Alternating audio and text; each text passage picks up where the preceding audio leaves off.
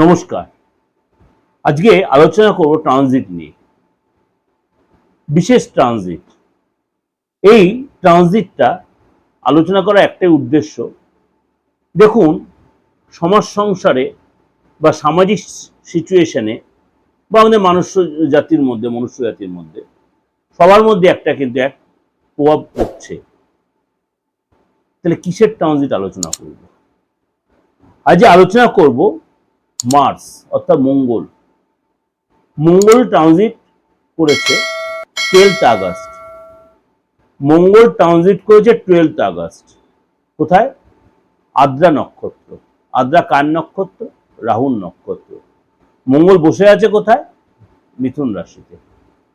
নক্ষত্র কোথায়? রাহুর নক্ষত্র। কতদিন থাকবে?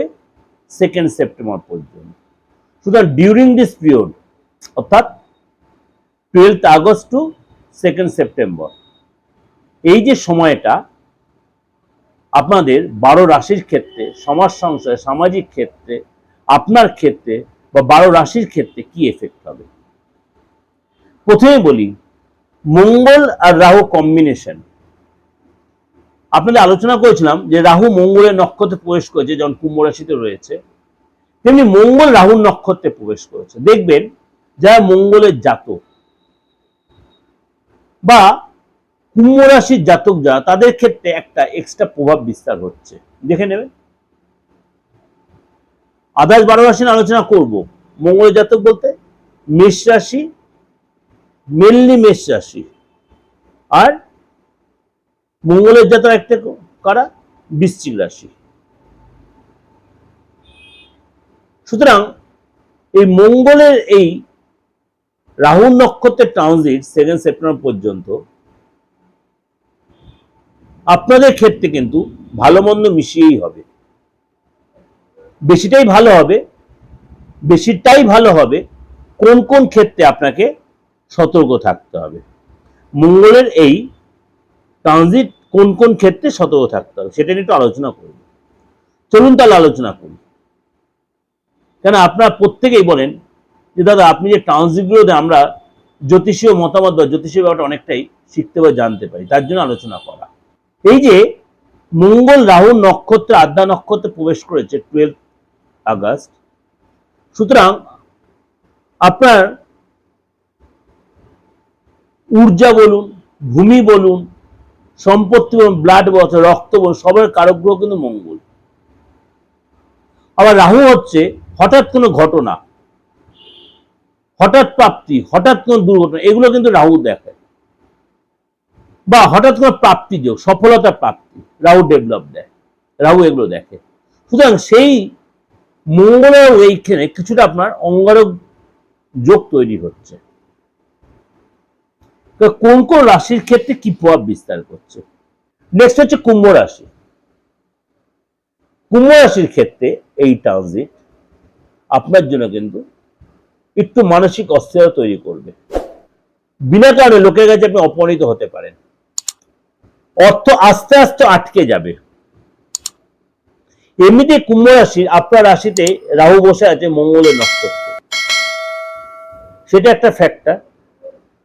আবার এখানে মঙ্গল মিথুন রাশিতে রাহু নক্ষত্রে বসে আছে।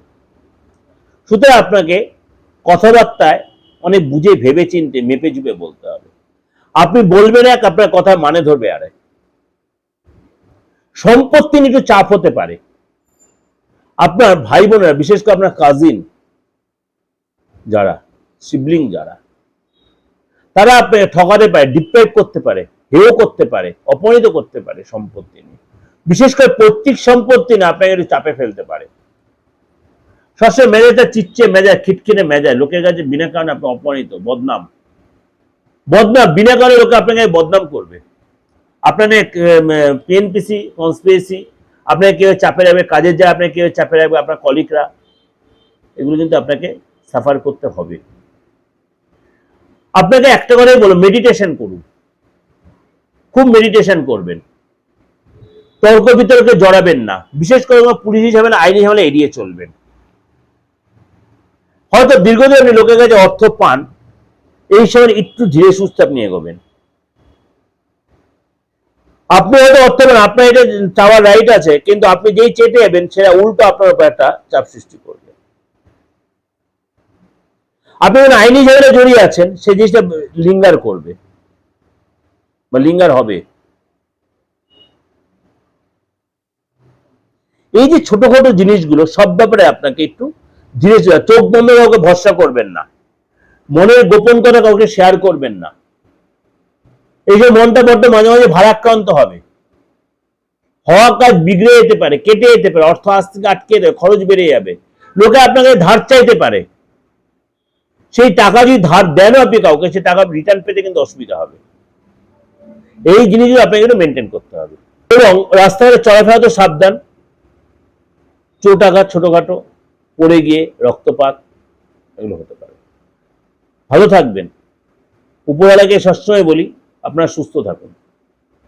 একটা মন্ত্র করতে পারেন, মঙ্গলের মন্ত্রটা, নমো হুম সিং মঙ্গলায় নমো, নমো হুম সিং মঙ্গলায় নমো, নমো হুম সিং মঙ্গলায় নমো।